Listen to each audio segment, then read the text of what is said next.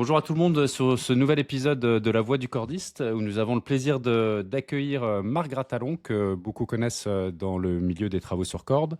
Et du coup, nous sommes là. Marc, pour ceux qui ne le connaissent pas, il a occupé le poste de directeur technique national au DPMC.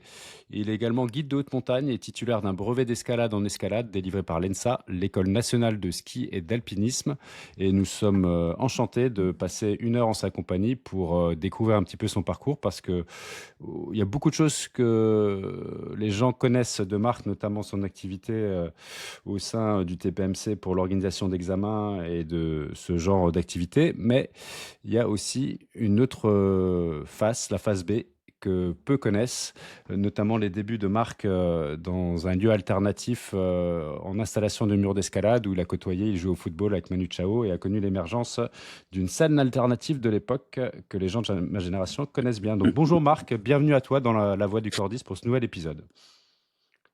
Bonjour Philippe, c'est un plaisir de partager cette heure avec toi et de parler de la verticalité en général et des travaux sur corde en particulier.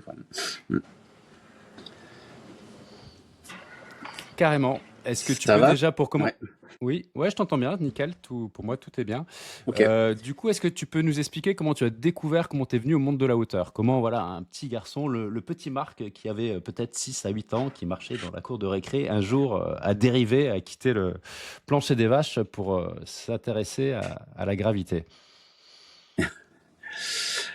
Alors, on était 5 dans la famille à habiter dans le centre de Lyon, au premier étage, dans une rue étroite sans lumière. Et je passais tous mes week-ends et toutes les vacances chez mes grands-parents. Et là, mon terrain d'aventure, c'était les arbres. Et j'ai passé une enfance en totale liberté à grimper dans les arbres, à construire des cabanes en hauteur. Et c'est comme ça que j'ai découvert les aventures verticales. Voilà.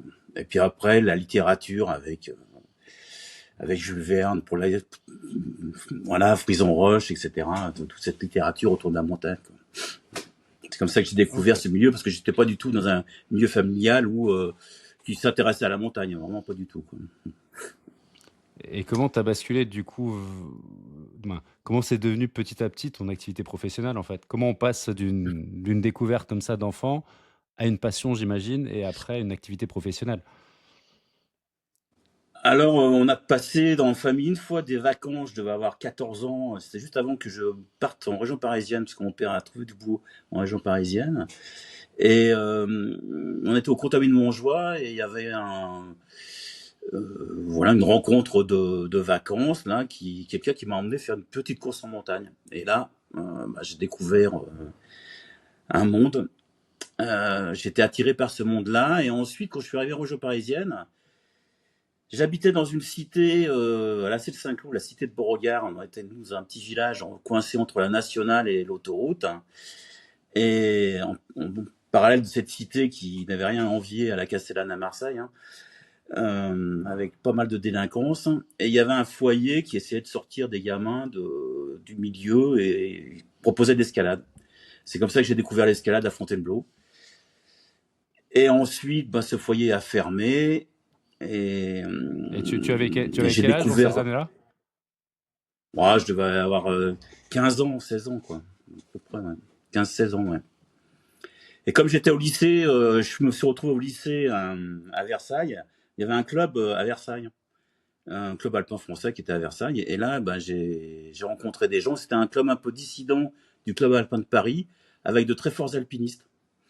Et là, j'ai grimpé entre autres avec Pierre Villemar et Pierre Bouillou, qui ont ouvert pas mal de voies en montagne. C'était un peu des précurseurs de l'alpinisme sportif, ils s'entraînaient avec des entraînements spécifiques. Et ils étaient vraiment très forts et j'étais embarqué dans l'escalade et l'alpinisme à travers ce club versaillais, quoi. Et donc ça, c'est sur la partie escalade, mais comment à un moment donné, tu te retrouves à faire ton activité professionnelle et commencer à gagner finalement de l'argent avec ta passion? Ça, c'est un long parcours. Ah ouais, mais c'est pour ça Euh, qu'on est là, Marc. euh, j'ai voulu passer le guide assez tôt, mais il venait juste, c'est la première année où ils ont mis en place l'accompagnateur en moyenne montagne. Donc à l'époque, il fait un premier brevet d'État pour pouvoir passer pour être guide de haute montagne. Évidemment, je me suis fait retoquer en beauté parce que j'avais rien préparé. Je suis arrivé la fleur au fusil, on était un peu sûr de mon niveau de montagne et d'escalade, mais bon, c'était pas suffisant. Et en fait, bien plus tard, quand ils ont installé quand a été créé le brevet d'état d'escalade, qui était un prérequis pour pouvoir aussi passer le guide, ben, j'ai passé la première session du BE niveau 1, premier degré, quoi, l'escalade. Ça devait être en 89, ça, 1989, et ensuite j'ai envoyé tout de suite par le guide, le probatoire du guide et le guide de haute montagne, quoi. Voilà. Et après, donc Et du à coup, l'époque, il n'y avait j'imagine, pas de ski, c'était juste. Ouais. et Oui, il après, n'y avait pas j'imagine, de t'as ski, il y avait exercé un juste peu dans. escalade, alpinisme. D'accord. Après, j'imagine, tu as exercé un peu dans ce domaine d'activité, et puis après, tu t'es retrouvé à installer des murs d'escalade, c'est ça? Après, parce que tu m'avais raconté à un moment donné, Non, non, un peu. Non, c'est pas ça? non, j'installais les murs d'escalade avant. Ok. Et c'est entre autres. En fait, je me suis fait. J'étais un peu fâché avec l'éducation nationale, donc je me suis fait virer en première au lycée Jules Ferry, qui est un lycée à ses côtés à Versailles, là. Après 2 mois de grève, et ils ont appliqué la loi Guichard, donc ils ne m'avaient pas repris. Et donc après, j'ai fait 3 ans d'art plastique. Et aux Beaux-Arts, en fait, à Versailles, là. Et je me suis fait rattraper par l'armée, parce qu'à l'époque, il y avait un sursis, il y avait le service militaire obligatoire. Je n'avais pas fait les papiers nécessaires, donc je suis parti à l'armée. Après, j'ai fait différents petits boulots. Et j'ai réussi par hasard, j'ai fait un boulot assez intéressant pendant 2 ans. J'ai remplacé quelqu'un où je faisais des illustrations d'études d'ingénieur au bureau d'études pour l'urbanisme et l'environnement, où j'alliais un peu le dessin esthétique, graphique, quoi, avec le dessin industriel. Parce que comme mon lycée technique, j'avais fait du dessin industriel, j'alliais les deux. C'était assez intéressant comme boulot. Et ensuite, fort de cette expérience, j'ai bossé en préfab béton en architecture. Donc, je dessinais les façades pour des grands architectes comme Beaufil, Mano Nunez, enfin des gros projets d'architecture sur la région parisienne, quoi. Et comme j'avais rencontré Jean-Marc Blanche, qui était un architecte qui avait passé son diplôme d'archi sur les murs d'escalade, qui avait déjà construit 1 ou 2 murs d'escalade avec l'association Loisirs Actifs et une scope qui s'appelait l'Amuse, on a créé en 86 la société 7D, voilà, spécialisée dans la construction des murs d'escalade, où il y avait tout à inventer. Donc là, ça a été 8 ans d'une grande aventure où vraiment, on n'a pas gagné beaucoup d'argent, hein. Par contre, il y avait tout à inventer, on s'est fait vraiment plaisir, on a fait des compétitions pour Bercy, on a vraiment fait beaucoup de choses autour des murs d'escalade et des décors. On alliait les deux, décors et murs d'escalade. Dans un lieu alternatif, effectivement, de la région parisienne, à Ris-sur-Rungis, qui s'appelait le KS, Centre autonome d'expérimentation spatiale. Le fameux KS, n'est-ce pas? Le Est-ce que fameux tu peux nous. KS, voilà. Ouais, parce qu'en fait, voilà, des gens de cette génération, pour avoir échangé avec quelques personnes qui étaient passées par là-bas, ça avait l'air d'être un lieu, comme on peut dire, plein d'histoire et de vitalité. Si tu peux nous faire une petite incursion, un petit zoom dans ce lieu-là, pour ceux qui ne connaissent pas, qu'est-ce que le KS? Alors, quand Mitterrand est arrivé au pouvoir en 81, il y a une loi ou un décret qui est sorti assez rapidement qui permettait à des gens de squatter des lieux non utilisés pour créer une activité artistique ou autre, hein, voilà.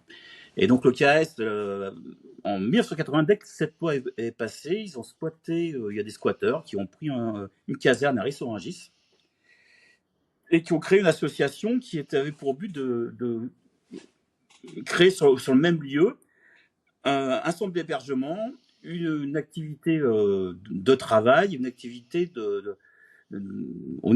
autour des arts en général, c'est-à-dire qu'il y avait de la musique, du théâtre, des peintres, il y avait un peu, voilà, c'était très très riche, quoi, au niveau de ce qui se passait dans ce lieu, quoi. Et c'est là où Jean-Marc Blanche était installé.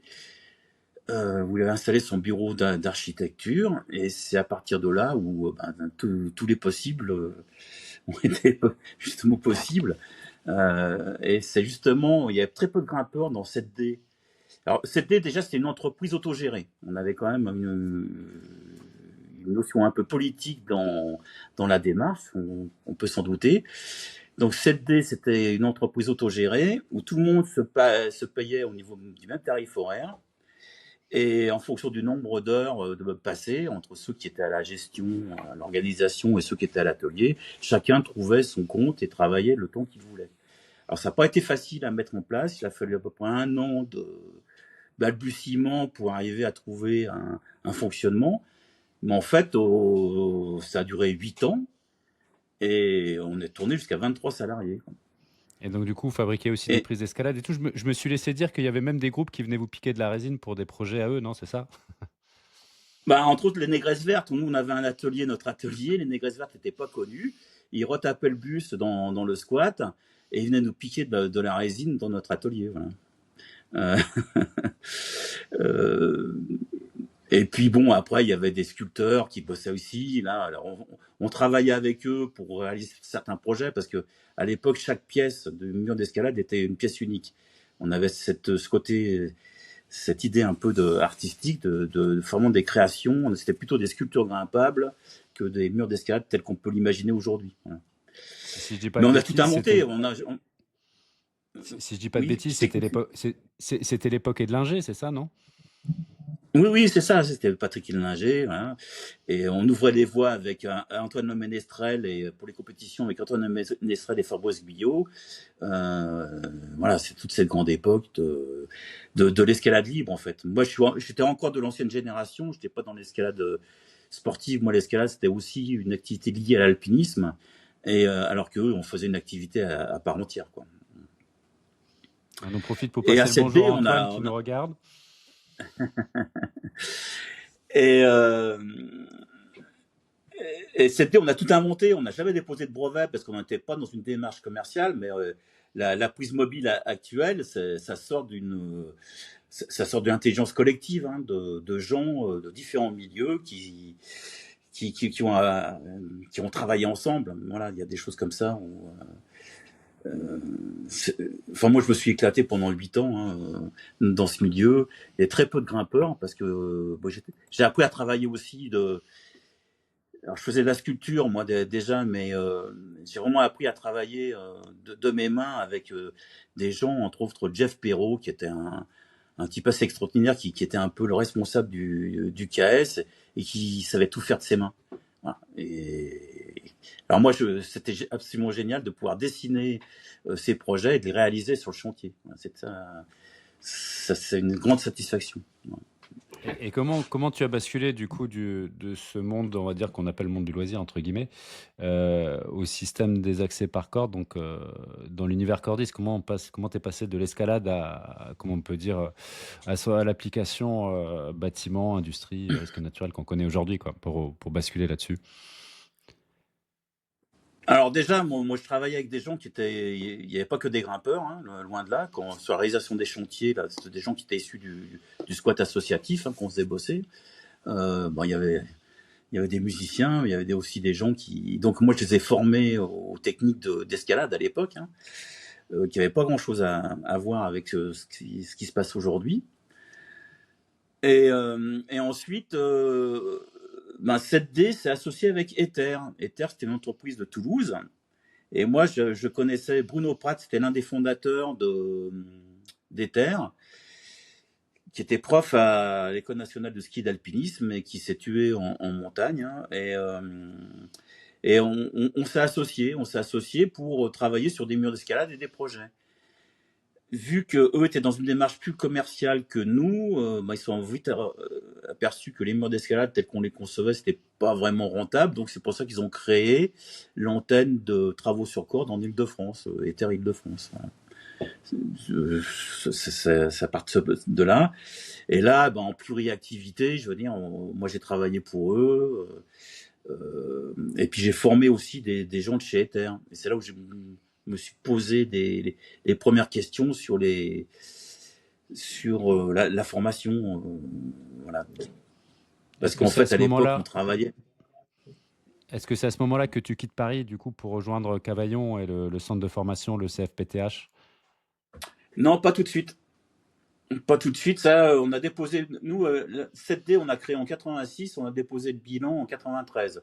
Suite à un impayé d'une base de loisirs. On avait fait une sculpture monumentale en béton avec un sculpteur qui s'appelait Epoustegui.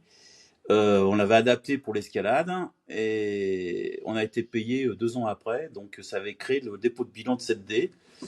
Voilà, dépôt de bilan de 7D. Alors qu'on avait des commandes, on avait plein de projets. Voilà, ça aurait pu continuer encore plus longtemps, l'histoire. Et ensuite, moi, j'ai repris l'activité en tant qu'indépendant avec d'autres, hein.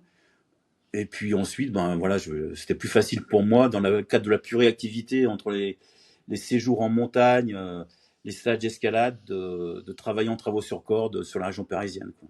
Voilà. Et c'est en 95 que moi j'ai quitté la région parisienne pour essayer de travailler comme guide à plein temps.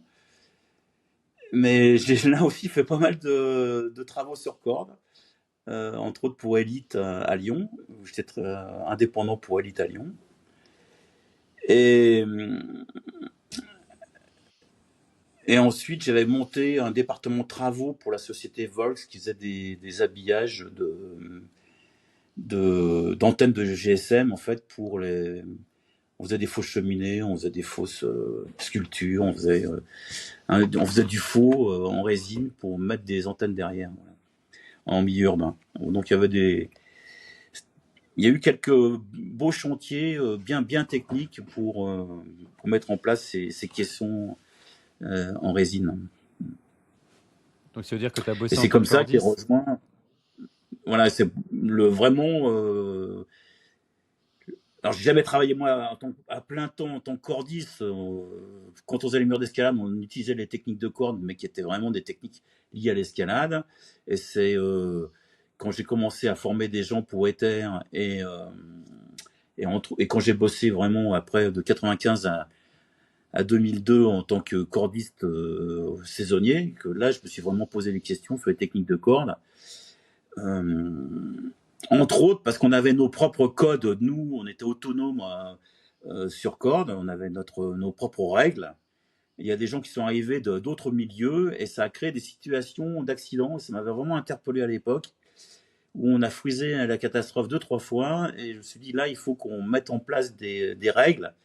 Sinon, il va y avoir un carton. C'est pour ça que j'ai commencé à me poser vraiment des questions sur les contenus de formation et sur des règles professionnelles et sur l'identité, déjà à l'époque, une entité professionnelle cordiste. Après, il faut savoir qu'à l'époque, il y avait vraiment des querelles de chapelle entre les alpinistes, les grimpeurs, les spéléos et des gens qui venaient du bâtiment. Il y avait vraiment des querelles de chapelle et ça se tirait un peu dans les pattes, hein. Voilà. Bon, après, entre nous, je crois que ça reste une tradition un peu de ce microcosme. On a l'impression que les querelles de clochers, c'est vraiment une tradition un peu ancestrale. Et, voilà. Et du coup, comment tu t'es retrouvé à... Parce que si je dis pas de bêtises, c'est toi qui as géré le centre de formation, le CFPTH à Cavaillon, où j'ai fait mes classes, où je t'ai connu. J'ai eu l'opportunité, la chance de t'avoir en tant que formateur avec Pierre Perret, qui est une personne que j'aime bien, que je salue. Bonjour Pierre, au passage. Alors, comme je bossais pour Elite en tant qu'indépendant sur Lyon, enfin sur Lyon et puis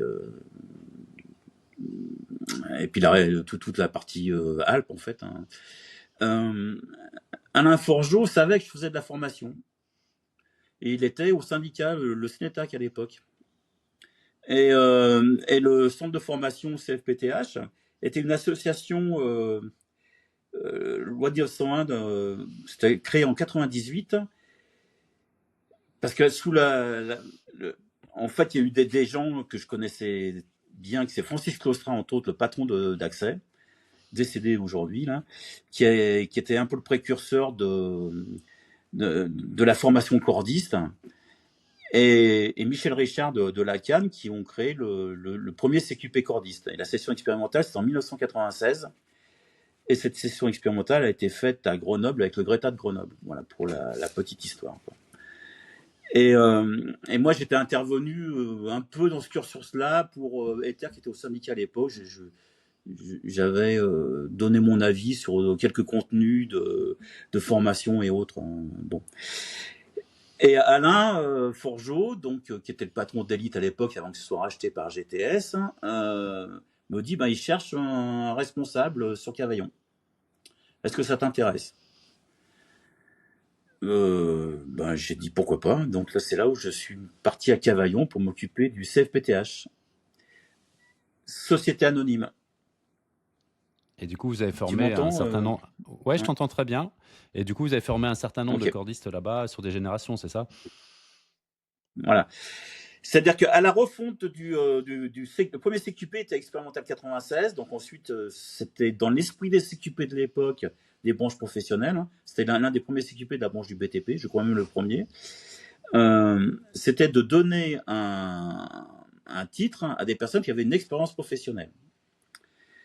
Pour que ce soit dans les grilles de convention collective de branche, qu'effectivement il y a une équivalence par rapport à un diplôme d'éducation nationale, type bac, BEP ou BTS, hein.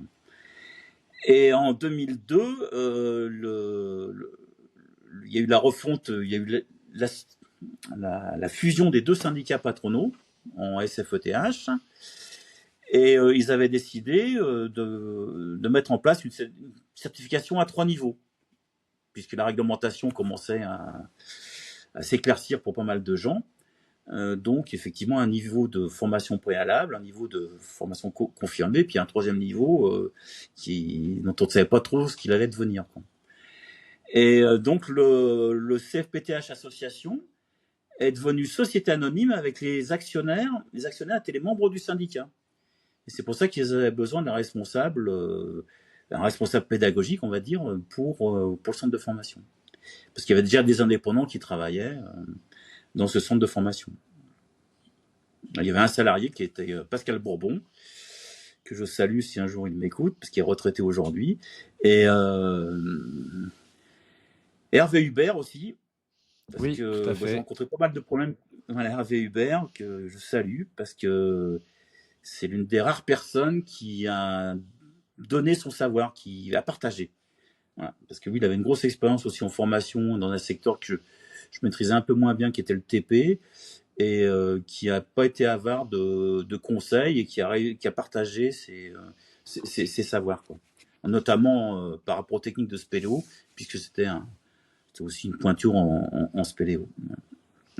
Alors du coup, j'ai une petite confidence à te faire, c'est que Hervé Hubert, donc moi je suis en lien avec lui régulièrement, et c'est vrai, effectivement, c'est vraiment un humaniste, c'est quelque chose qui le caractérise, hein, avec une expérience professionnelle. Je sais que c'est lui qui a bossé aussi sur la grotte Chauvet, sur les installations et tout, qui a été aussi un des pionniers comme toi et d'autres, et on aura la chance de le retrouver dans un épisode de La Voix du Cordiste. Voilà, on revient donc à nos moutons, surtout à ton parcours professionnel. Et donc le CFPTH, toi, ça a été ta rampe de lancement pour devenir directeur technique national. Et qu'est-ce que c'est que cette dénomination, ce titre étrange, directeur technique national? What's the fuck? Qu'est-ce que c'est donc que cela? Je t'entends pas très bien là, Philippe, désolé, mais c'était un peu haché. En gros, c'est quoi directeur technique national? Qu'est-ce que c'est que cet étrange animal? Ils m'ont vu arriver en fait. Ils m'ont vu arriver comme l'œil du patronat pour vérifier ce qu'ils faisaient en fait. Tu vois, ils ont pas forcément. Je suis pas arrivé dans un bon climat parce qu'il y avait des tensions avec celui qui avait été nommé, était secrétaire général du syndicat, qui était Joseph Mégias en fait. Et j'avais été recruté par lui. Et et moi, mon objectif affiché, hein, puisque j'avais une feuille de route là-dessus, c'était d'uniformiser la formation, de vraiment créer un contenu de formation, parce que chacun y allait de ses préférences techniques et autres, et il fallait donner vraiment, uniformiser les contenus de formation. Donc c'était mon objectif, moi, c'était d'uniformiser la formation, et qu'ensuite, au niveau de la certification, et ben, les choses soient plus claires, c'est qu'on puisse dire, afficher, nous, c'est ça qu'on enseigne, c'est les bonnes pratiques, et il faut évaluer d'après ce qui a été enseigné, d'après un contenu. Voilà. Donc moi, je suis arrivé dans ce milieu où moi, c'était un peu... il y avait déjà Dan Martinez qui faisait des formations, historiquement avec le Greta Di, ensuite il avait créé à tout corne. Moi, j'étais intervenu aussi pour le Greta DI en tant que formateur pour des formations en dehors de DI aussi, hein. Euh, mais à l'époque, c'était quand même verrouillé par pas mal de spéléos et ils n'ont pas vu d'un bon oeil arriver un guide de haute montagne, voilà, pour la petite anecdote. Et c'est pour ça que je salue Hervé, parce qu'il a quand même partagé ses connaissances et c'est bien, c'était pas évident, enfin, je tiens à le souligner, quoi. Et donc, cette uniformisation des conduits de formation, il y en a qui ont pas accepté parce qu'ils avaient des exigences techniques qui étaient autres et qu'à un moment, bah, il fallait aussi trouver un consensus pour que les choses soient possibles, pour que le métier et les techniques évoluent, parce que la sécurité passe aussi par que les mêmes choses soient enseignées partout. Voilà. Donc, ça a été mon objectif, ma feuille de route là, au CFPTH, quoi. En dehors de effectivement faire qu'une structure qui perdait pas mal d'argent devienne rentable. Voilà. Ok, donc. Et, et ensuite, eh ben, c'était Jean-Marc Delrieux de Even Climber qui a racheté les parts des autres actionnaires parce qu'en fait, paradoxalement, le centre de formation du syndicat, il y avait beaucoup d'entreprises qui formaient quand même leur personnel soit en interne, soit par d'autres centres de formation. Ce que j'ai jamais compris. Mais bon, c'était ça. Donc on avait quand même donc Jean-Marc Delrieux. Il y a beaucoup d'entreprises qui se sont retirées du projet de départ et qui donc Jean-Marc Delrieux avait racheté les parts de Ruby-sur-Longue. Hein, ça je tiens à le dire aussi parce que le CFPTH perdait pas mal d'argent, mais lui il a racheté Ruby-sur-Longue les parts de ses confrères. Et pour que ça devienne, après, c'est devenu HC Formation. Mais bon, comme j'ai eu un petit différend avec l'actionnaire Jean-Marc Delrieux, moi j'ai démissionné en 2006 du centre de formation, voilà, CFPTH. Et comment tu as vécu l'évolution en fait du TPMC jusqu'à, comment on peut dire, son annexion par le SFETH, du moins cette fusion, on va dire, jusqu'à France Travaux sur Corde, parce que tu as bossé combien de temps, du coup, là-bas, avant de finir ta collaboration avec eux? Alors, moi j'ai démissionné du CFPTH en 2006. J'ai travaillé pour le groupe EPC ensuite, dans le secteur de la démolition, avec Stéphane Pompier, que je salue également. Et bon, ensuite, après le groupe EPC, la partie formation n'a pas pu se développer tel qu'on l'avait imaginé au départ, suite à des problèmes financiers. Bon, suite à des problèmes financiers. Et de nouveau, Alain Forgeot, avec qui j'avais de bonnes relations, est venu me voir et m'a demandé si je voulais pas effectivement intégrer le DPMC, l'association qui avait été créée en 2002 pour parce qu'à l'époque CFPTH on faisait de la formation et de la certification et à un moment effectivement logiquement le syndicat a voulu qu'il y ait un organisme certificateur qui soit indépendant de la formation. Donc le CFPTH était devenu un centre de formation comme un autre. Après il y en a d'autres qui se sont créés, il y a l'ITFH à Paris, il y en a plein d'autres il y avait dans les Pyrénées il y avait Armel et entre ciel et terre, voilà, qui étaient Enfin, oui, il y en avait quelques-uns de ce centre de formation, on n'était pas très nombreux à l'époque. Hein. Et, donc Claire a été embauchée en 2002, en 2002 pour gérer l'administratif. Et moi, je suis arrivé en 2009, en avril 2009, pour professionnaliser un peu la certification de cordiste. Parce que bon, il y avait quand même les référentiels, c'était pas des référentiels de compétences comme aujourd'hui, c'était plutôt des listes à la primaire sur des choses à maîtriser, mais chacun y allait encore de ses exigences personnelles, voilà, sur des critères techniques qui sont vraiment secondaires. Quoi, voilà. Et donc c'est pour ça qu'Alain Forgeot m'a embauché en 2009 pour qu'effectivement je commence à structurer un peu la partie certification. Pour avoir œuvré dans la partie formation, j'ai œuvré dans la partie certification pour un peu pratiquement faire le même boulot, quoi, on va dire. Ok, et oui, et puis c'est toi qui coordonnais, organisais un peu tout le passage des certifications. Et je me souviens que la première fois que je suis arrivé, moi, dans l'univers de la formation, où j'ai passé un petit peu quelques temps aussi, première fois que j'ai entendu parler de toi, les jurys ils t'appelaient amicalement Dieu. Et, du coup, je me suis dit, c'est quoi ce truc? On disait Dieu, c'est ça. Bon, après, on sentait qu'il y avait une espèce de private joke que moi, je comprenais absolument pas. Et c'était quoi cette histoire de pourquoi les gars, ils t'appelaient Dieu? Alors, alors j'étais en première ligne. J'étais vraiment en première ligne, effectivement, parce que des fois, il fallait aussi un peu taper du poing sur la table pour changer certaines habitudes, pour faire évoluer certaines mentalités, pour fédérer les gens autour du même projet. Et euh, je me suis un peu usé à cet exercice-là, avec des mails, avec certains irréductibles à 3 heures du matin, des mails dont certains se rappellent. Jacques Ticano ou Sylvain Bory se rappellent des mails qu'on pouvait s'envoyer à 3 heures du matin. Et, euh, et, euh, et Dieu, c'est simplement parce que je signais MGR. Voilà, Marc Gratalon, je signais MGR. Et un jour, c'est William Michel, Willy, J'en qui m'a j'en appelé étais sûr que Monseigneur. j'en étais sûr que c'était lui. Bonjour, Il bonjour m'a appelé Willy. Monseigneur. Voilà.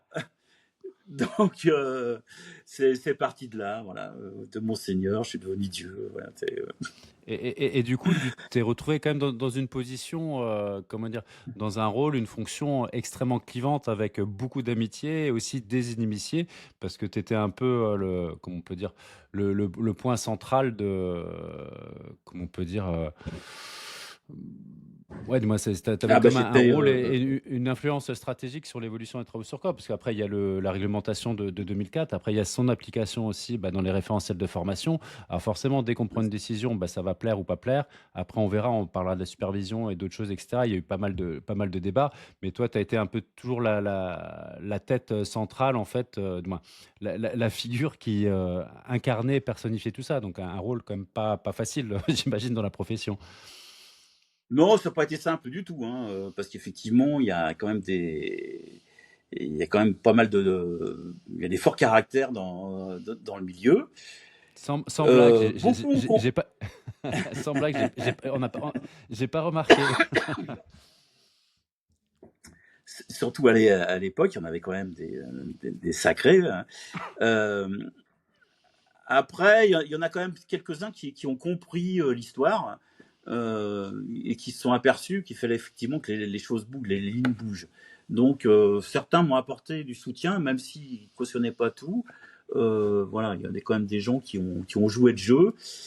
Euh, et par contre, j'ai passé beaucoup de temps à essayer de les convaincre du bien fondé pour fédérer tout le monde autour du CQP cordiste, hein, tout simplement. J'ai pris mon bâton de pèlerin, j'allais sur toutes les certifications, je suis allé voir tous les centres de formation, j'ai discuté avec tous les formateurs, on a fait des réunions, on a fait des bonnes bouffes aussi, et voilà, on a pour effectivement fédérer tout le monde autour des bonnes pratiques de travaux sur corne et en formation entre autres, quoi. Après, Euh, ce qui est compliqué de mon point de vue, si tu veux, c'est un peu on arrive vite, tu parlais tout à l'heure de querelle de clocher, mais on est rapidement dans une vision un peu dogmatique, tu vois, parce que d'un côté, il y a le Greta avec le CATS, il y a l'IRATA, du moins le système anglo-saxon, il y a les CQP, et puis au final, ce qui doit réunir tout le monde, je veux dire, chacun, on va dire, a son idiome ou sa philosophie ou son interprétation, mais le point de départ reste quand même ce qui nous rassemble, bah, c'est les textes réglementaires à mettre en application.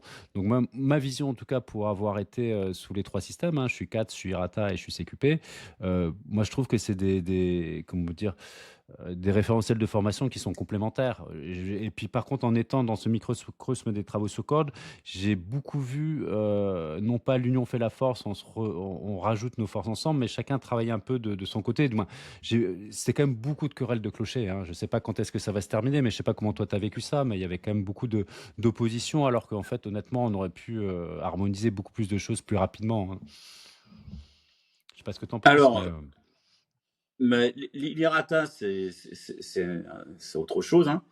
Pour la petite histoire, en 2010, il y avait un symposium IRATA chez Pels. On était invités. C'est là où j'ai invité moi tous les Allemands, les Norvégiens et les Espagnols, enfin toutes les structures nationales que je pouvais connaître, hein, pour qu'on vienne voir l'IRATA, pour effectivement que nos certifications nationales soient intégrées dans leur système qui se vendait à l'international.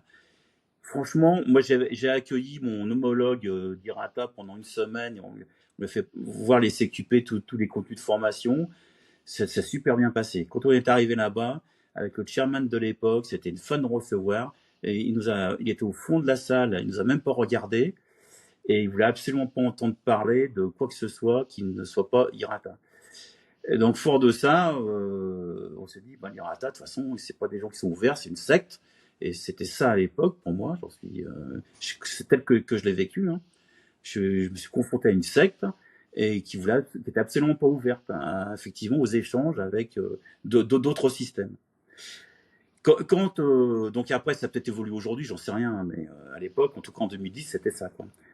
Quant au CQP, au CATS, hein, pour rappel, moi je fais un petit rappel historique, c'est la même chose, hein, au départ.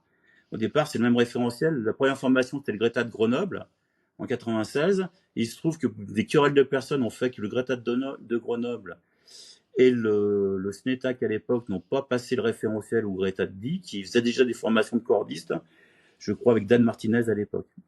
Et c'est pour ça que sur la même base de l'étude faite par le SNETAC, dont Francis Total était à l'initiative, hein, il y avait eu un comité, le cabinet Adige qui avait aidé à la rédaction de ce référentiel, du premier CQP de la branche du BTP.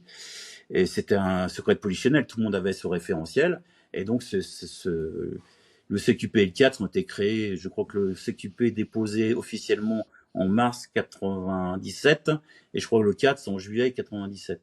Mais c'est exactement la même chose. Un mousqueton, ça restait un mousqueton, et voilà, c'était exactement la même chose, quoi.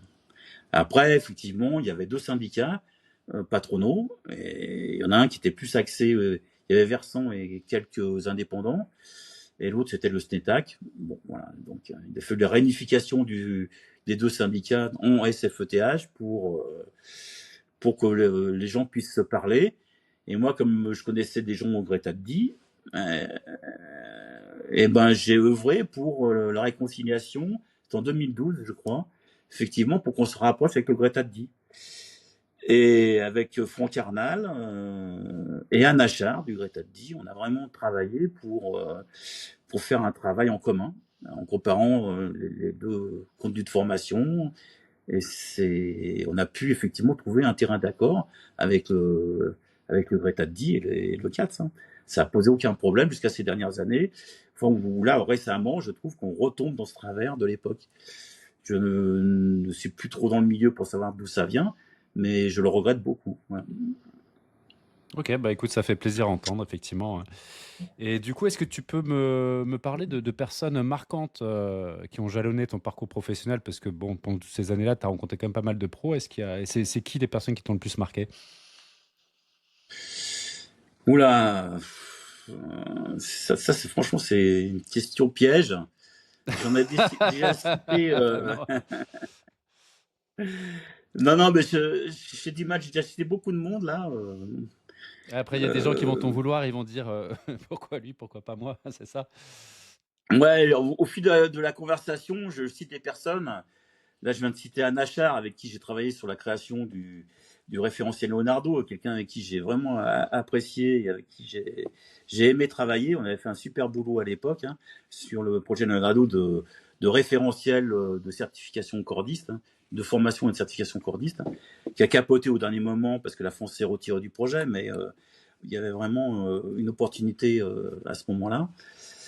Et puis, non, après, moi, je crois que je les ai tous cités. Hervé Hubert, Pascal Bourbon, Bah, sinon, Stéphane Pompier aussi, qui est une fois passionné. Ah on peut passer sur un autre sujet si tu veux. On peut passer sur le ouais. sujet Ouais, je du préfère, CQP parce 3. que là, Ouais, au fil de la conversation, je vais citer des personnes qui m'ont marqué, mais j'ai bien peur d'en sûr. Ouais. oublier. J'aimerais pas que ces gens se vexent, hein. Bien sûr, je peux comprendre. On peut parler du CQP3, on peut enchaîner là-dessus, parce que le CQP3, en fait, donc il y avait 3 niveaux de certification. Il y avait le niveau 1, le niveau 2, le niveau 3, d'ailleurs, que j'avais passé. Est-ce que tu peux nous expliquer pourquoi, selon toi, le CQP3 n'avait pas pris, avec moins de 40 certifiés? Et après, est-ce que c'était déjà l'embryon de la supervision? Ben, on parlera aussi de la supervision, ou en tout cas, pour ce qui est de mon analyse, quand je vois France Travaux sur Corde aujourd'hui, ils ont fait un CQP supervisé. Mais bon, peut-être que c'est à tort que je pense ça, mais c'est tel que je le ressentis. C'était aussi des échanges que nous avions eus à l'époque, comment dire, quand je faisais partie des syndicats ouvriers et qu'on avait des échanges avec Monsieur Bordignon et d'autres personnes. On sentait qu'il y avait une défiance sur le mot supervision, pourtant qu'on retrouve, hein, dans le décret 2004, hein, les travaux sont anticipés, supervisés, etc.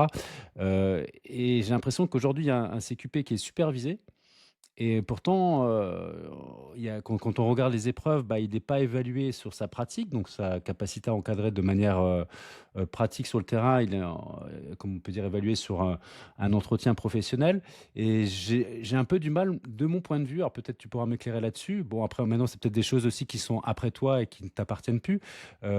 Pourquoi j'ai l'impression que c'est comme si on mis un CQP supervisé, mais on n'y croyait pas. Voilà, du moins, on le voit pas vraiment exister tel qu'on peut le voir sous d'autres systèmes. Voilà, je veux avoir un peu ta vision sur ce sujet-là. En gros, Ouais. CQP3, évolution de CQP3, pourquoi ça n'a pas pris? Et quelle est ta vision de la supervision aujourd'hui? Voilà, qu'est-ce que pour toi le mot supervisé? Alors, CQP3, moi je suis arrivé au DPMC en 2009 et on me dit on abandonne le CQP3, il sert à rien. Ça, c'était en avril. Au mois de juillet, on me dit il faut redéposer le CQP3. Donc là, j'avais demandé un délai à la CPNE du BTP. Je l'avais obtenu.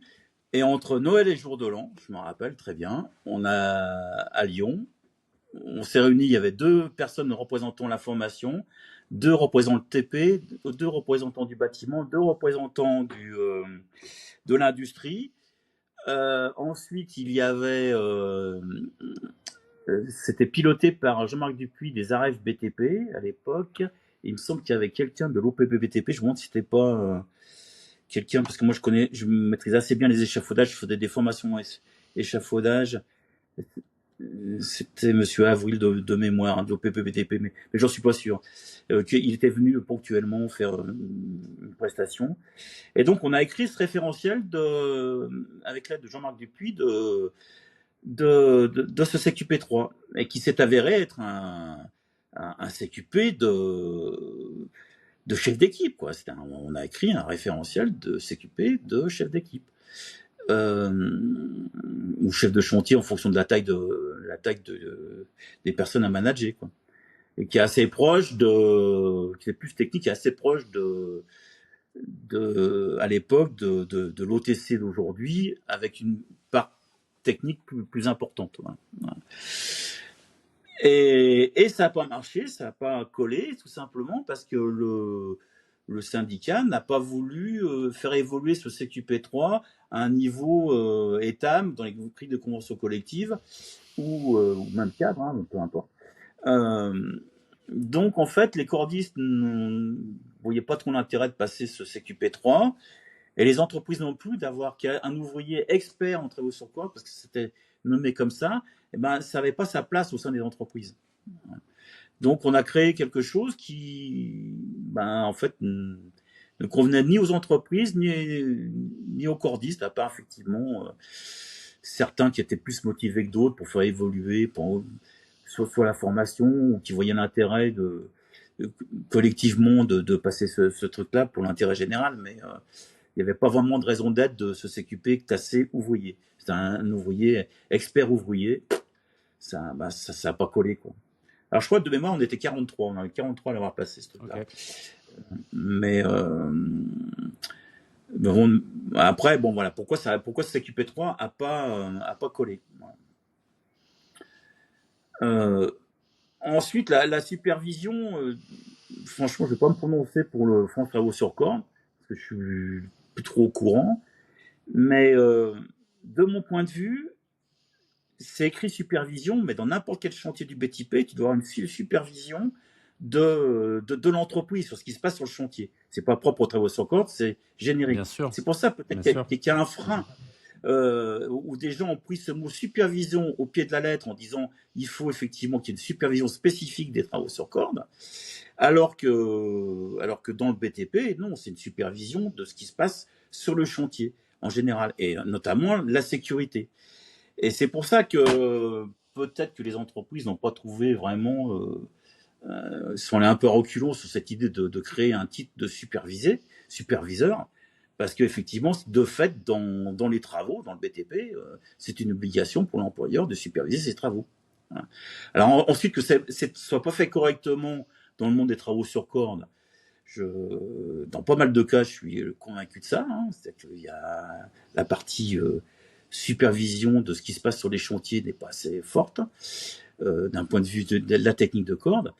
Mais voilà pourquoi le fait de créer un titre spécifique pour superviser uniquement la partie corde, les entreprises ne voyaient pas trop. Enfin, c'est de mon point de vue vraiment Bien sûr.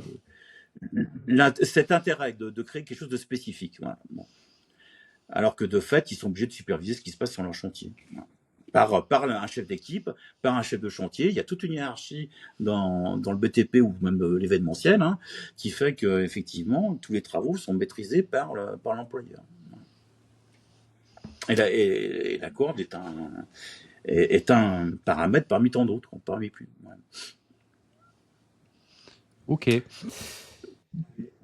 Et une autre question, du coup, maintenant, comme on peut dire que tu as quitté en fait ce rôle au sein des PMC et puis à France Travaux sur Corde, ça m'intéresse d'avoir ta vision. Parce que moi, j'ai une petite interrogation qui est un peu plus systémique, on va dire, sur l'ensemble, sur le mode de fonctionnement en fait, de la formation au sein, comme on peut dire, de la profession. En gros, grosso merdo, la profession, donc le syndicat patronal actuel, référence 15 000 cordistes. Et en fait, nous, on a fait des calculs avec l'association, etc. Si on le ramène en temps plein, ça fait 5 à 6 000 temps plein par an de cordistes qui travailleraient à l'année, si tu veux. Et en fait, chaque année, on forme quasiment 2000 niveau 1 des débutants.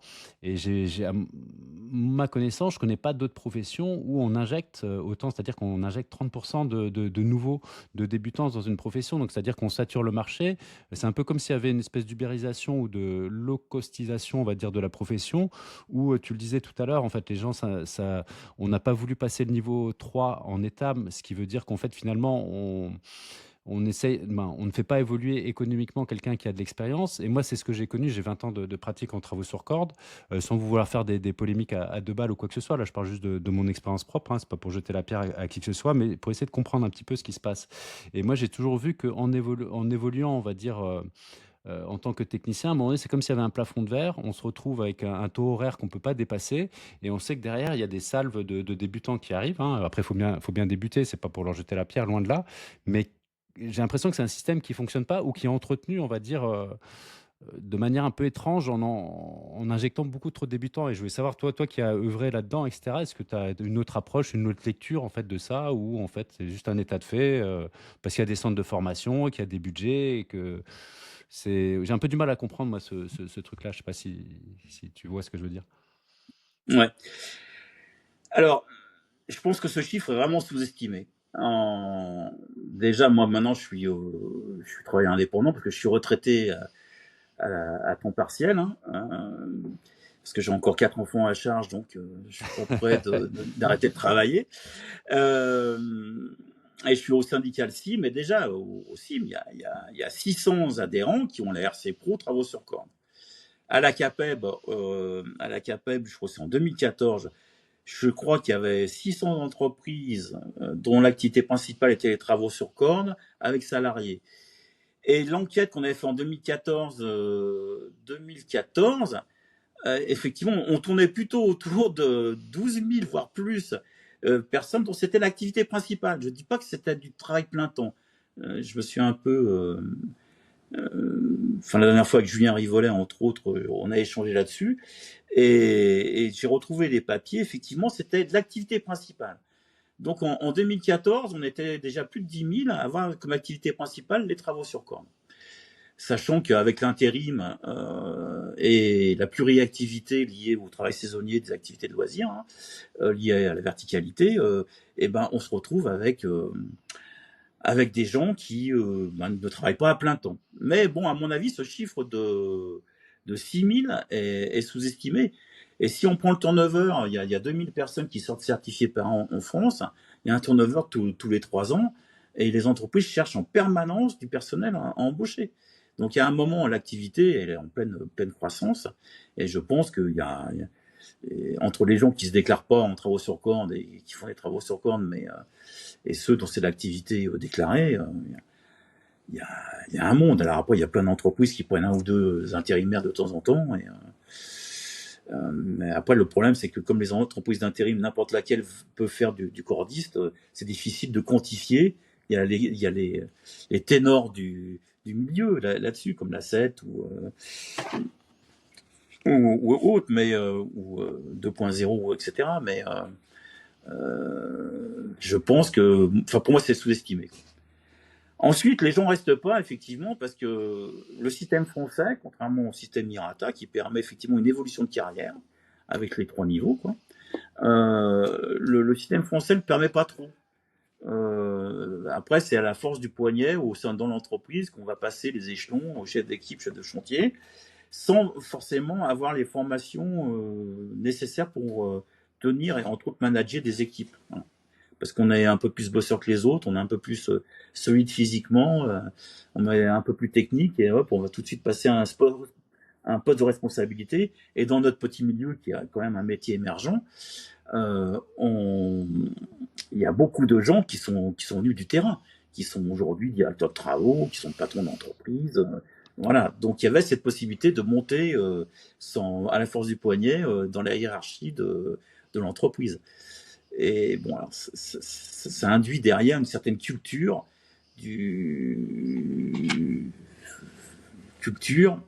dans les pratiques. Ouais.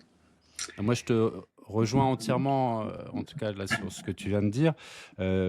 Et j'ai l'impression qu'on entretient un peu espèce de ce mythe, parce qu'en fait, le cordiste, c'est quoi? C'est un prolétaire désert finalement. Et puis on entretient ce mythe du prolétaire un peu idiot, en fait. C'est-à-dire que, en gros, à un moment donné, c'est comme s'il était, je vais finir, c'est comme moi ce que j'ai vécu. J'ai travaillé dans une grande boîte aussi, et travaux sur corde, il y a quelques années.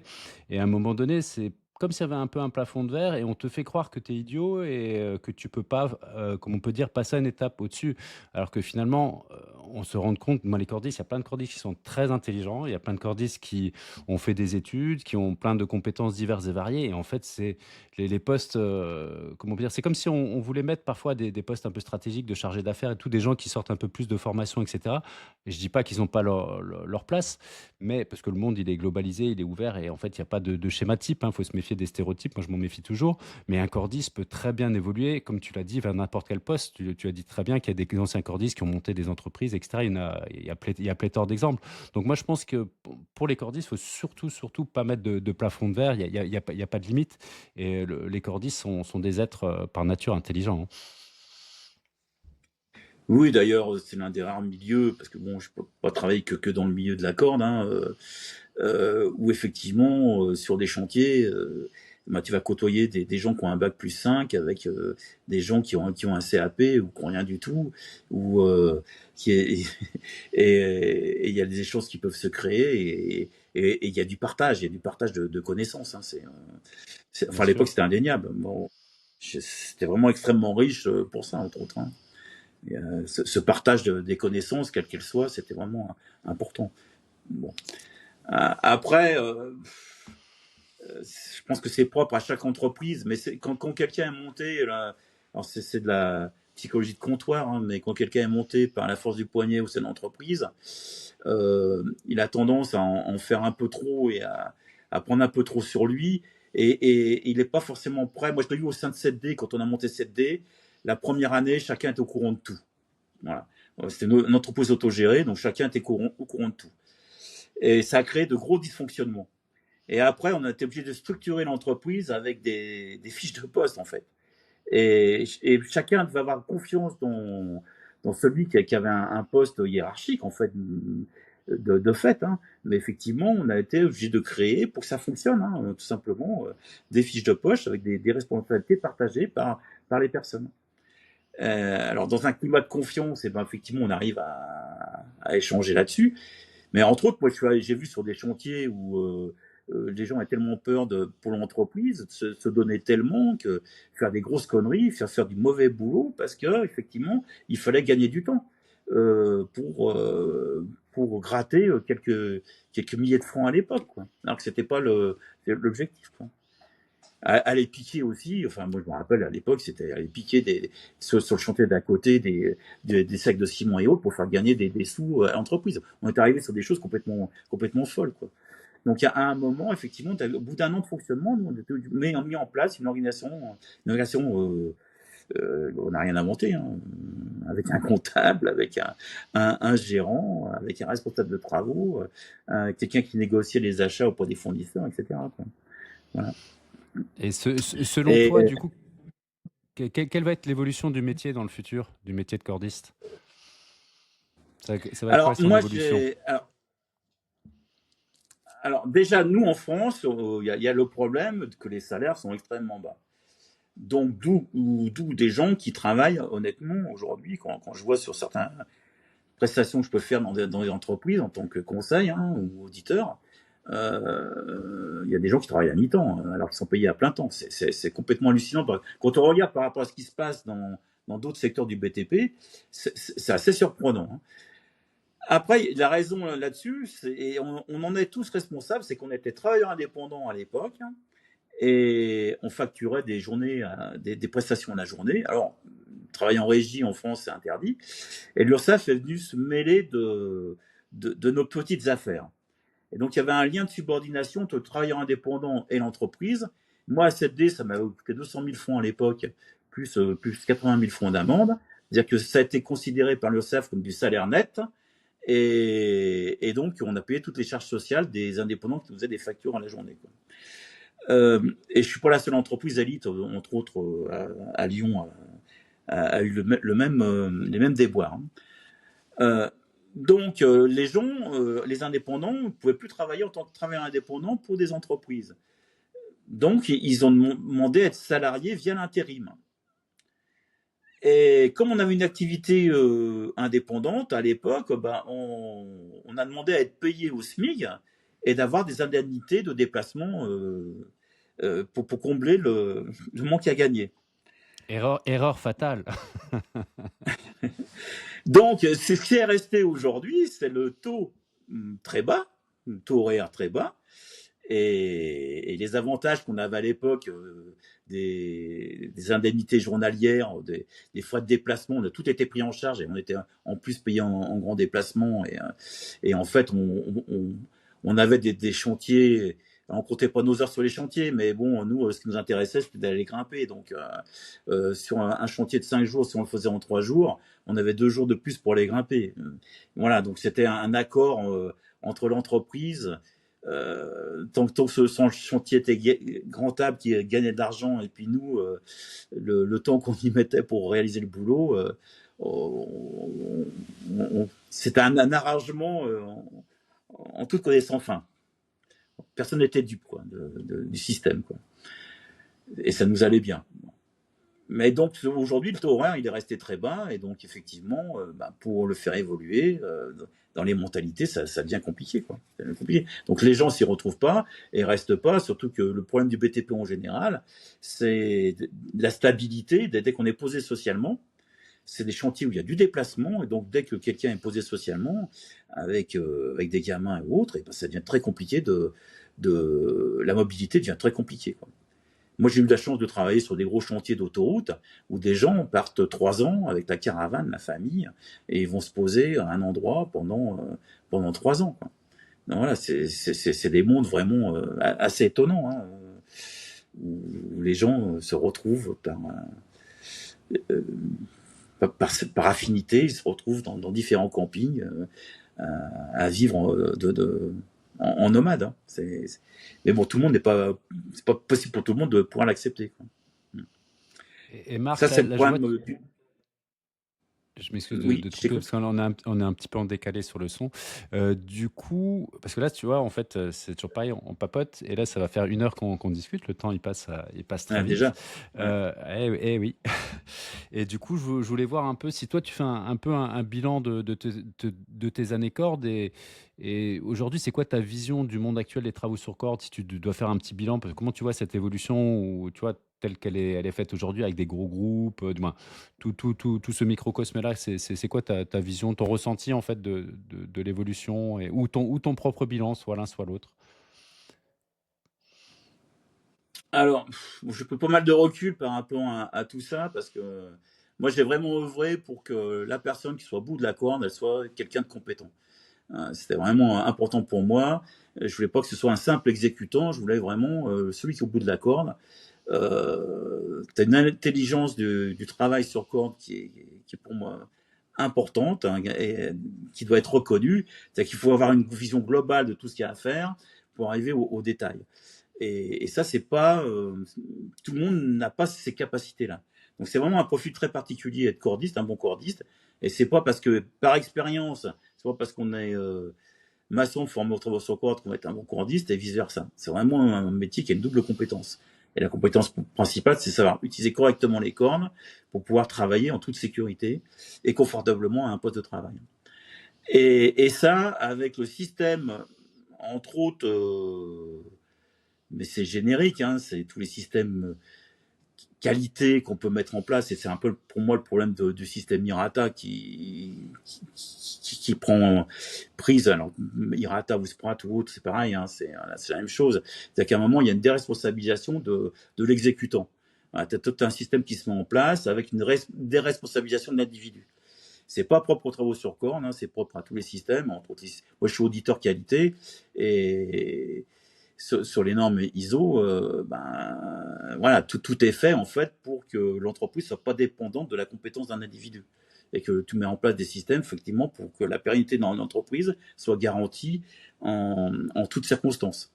Donc, si on peut se passer de la compétence de l'individu, donc de métiers, de corporations, c'est bien pour les groupes justement.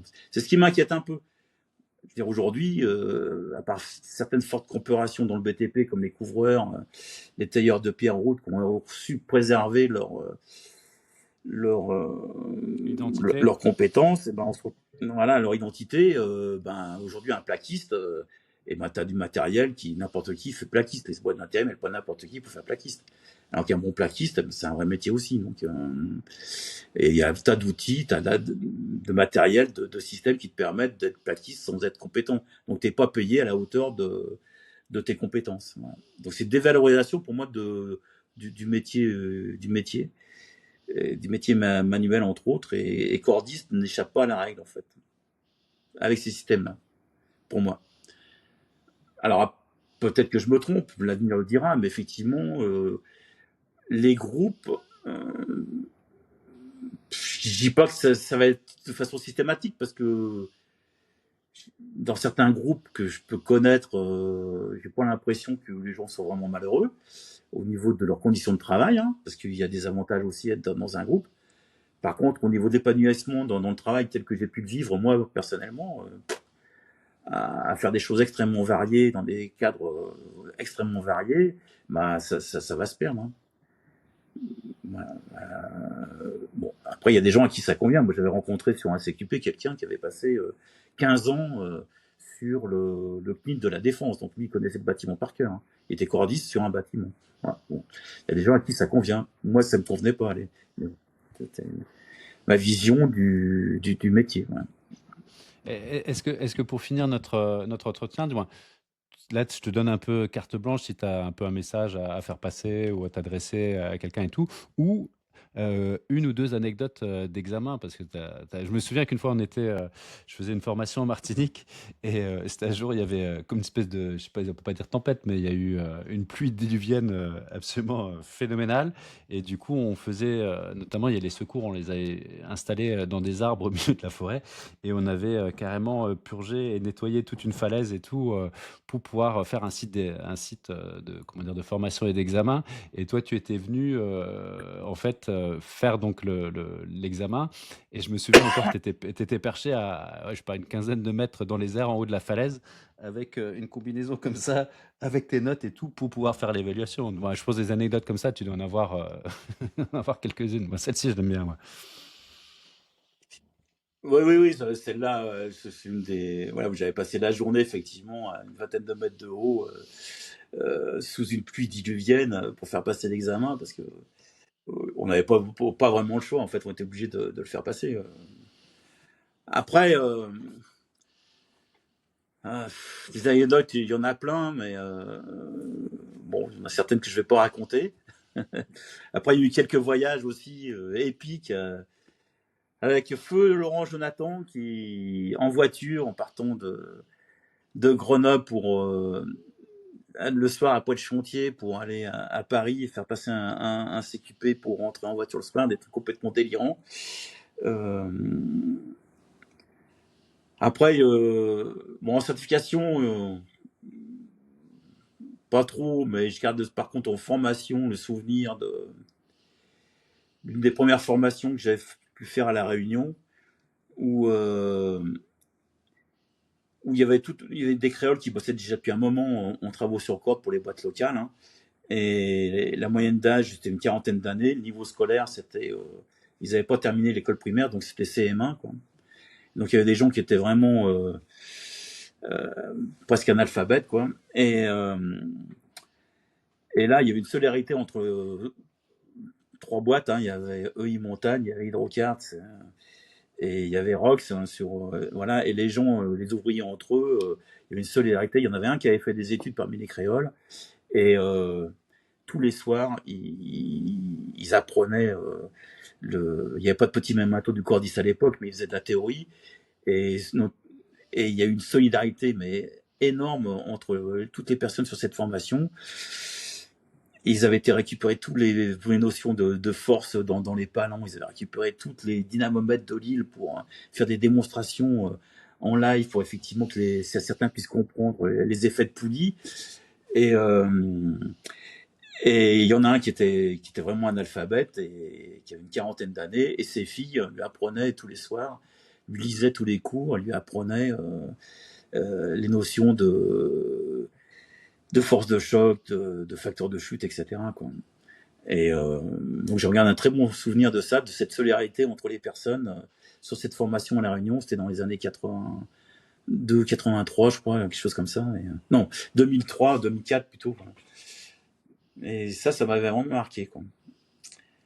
Après, en certification, bon, c'est un peu.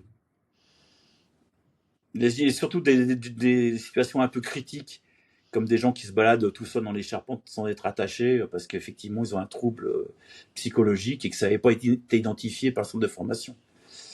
Et donc, quelqu'un qui se met à faire du solo dans une structure. Voilà. Donc, il y a des choses comme ça qui n'étaient pas très rigolotes sur un instant T à gérer. C'est pour ça qu'aussi, on a mis en place des protocoles qui est plus rigoureux qu'à l'époque. Voilà, c'est ça. Merci pour le partage de ces anecdotes et puis merci aussi pour l'heure passée ensemble. Pour finir sur une petite note positive, est-ce que tu as un petit message à faire passer ou qu'est-ce que tu nous dis, Marc, pour dire au revoir à tous ceux qui t'ont écouté, tous ceux qui t'ont écouté, parce qu'il y en a beaucoup qui te connaissent et qui regardent cet épisode et voilà, qui sont surpris de voir Marc raconter un peu quelques pans de son histoire. On pourrait s'étaler encore pendant longtemps. Ouais, je pense qu'il y a encore beaucoup à dire sur les travaux sur corde. Ouais. Non, non, moi j'ai apporté ma pierre à l'édifice avec le peu de pouvoir que j'avais. Alors c'est vrai que avec Alain Fourgeau, j'ai eu carte blanche sur pas mal au début, sur pas mal de sujets, parce qu'il y avait un travail d'uniformisation à faire, de structuration à faire. Effectivement, il est au courant de tout ce que je faisais, et j'ai eu vraiment une liberté d'action. Voilà. Je faisais pas ce que je voulais. Par contre, dans ce que je faisais, j'avais une liberté d'action, et ça, ça, je peux le souligner. Quoi. Après, aujourd'hui,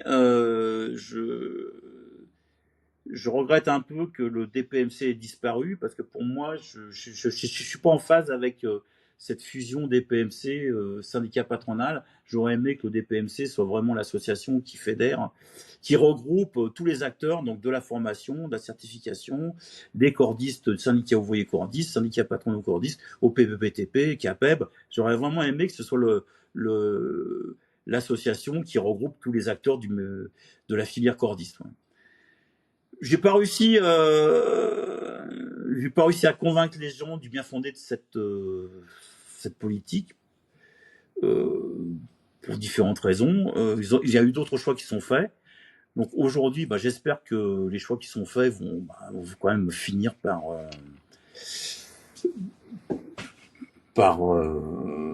vraiment travailler sur cette promotion des travaux sur corde, parce que c'est vraiment un métier dans lequel moi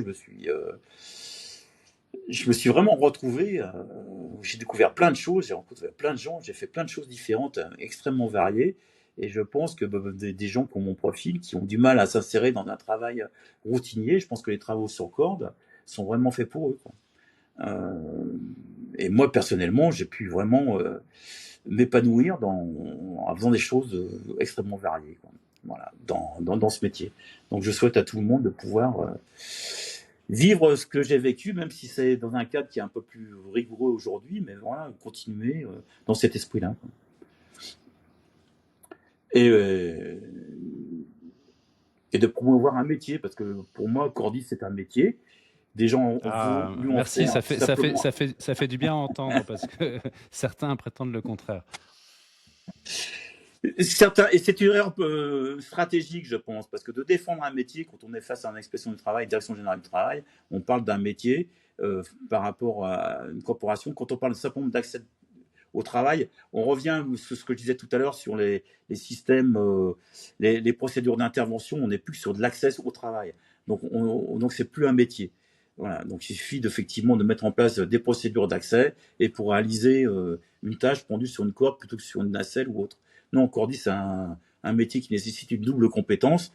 La compétence principale, c'est de la maîtrise des techniques de corde, et d'où effectivement l'identité métier. Et ça, c'est Le Boterf qui le dit, un penseur de l'ingénierie de formation. C'est vraiment la compétence principale qui définit le métier. Voilà.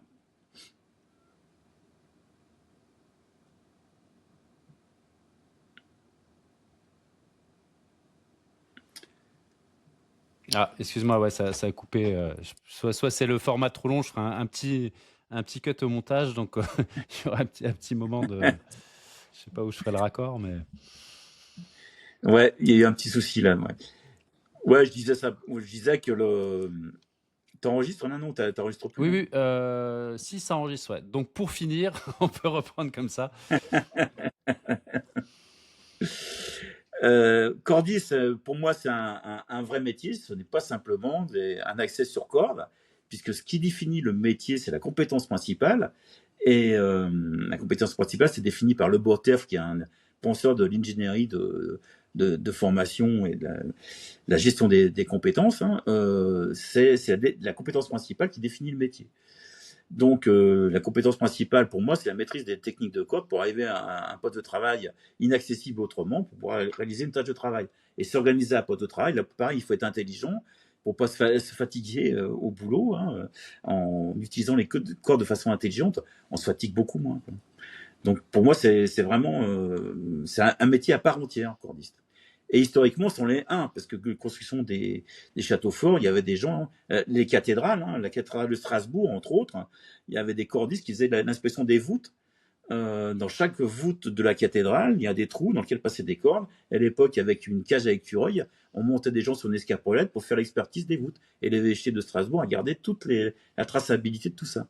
Et c'est Henri Bouillet, qui était guide et qui bossait pour Pell, qui avait fait tout un travail là-dessus, qui est décédé pareil en montagne. Il y a beaucoup de morts dans le milieu. D'ailleurs, qui avait travaillé avec l'évêché de Strasbourg. D'ailleurs, il y a une légende qui dit que les gargouilles, ce sont des cordistes pétrifiés qui sont endormis sur le chantier. Ouais. Peut-être. Ouais. Merci Marc pour ce moment passé en ta compagnie. Et puis, écoute, je te C'était avec souhaite plaisir. Ouais. plein de bonnes choses pour la suite avec tes loulous et puis en montagne avec tes activités sportives. Et puis, on se dit à bientôt pour de nouvelles aventures. Et puis, porte-toi bien en tout cas. Ouais, toi aussi, et à vous tous aussi. Portez-vous bien. Merci à Allez, ceux qui nous au ont revoir. regardés. À Ciao. bientôt pour un nouvel épisode. Merci.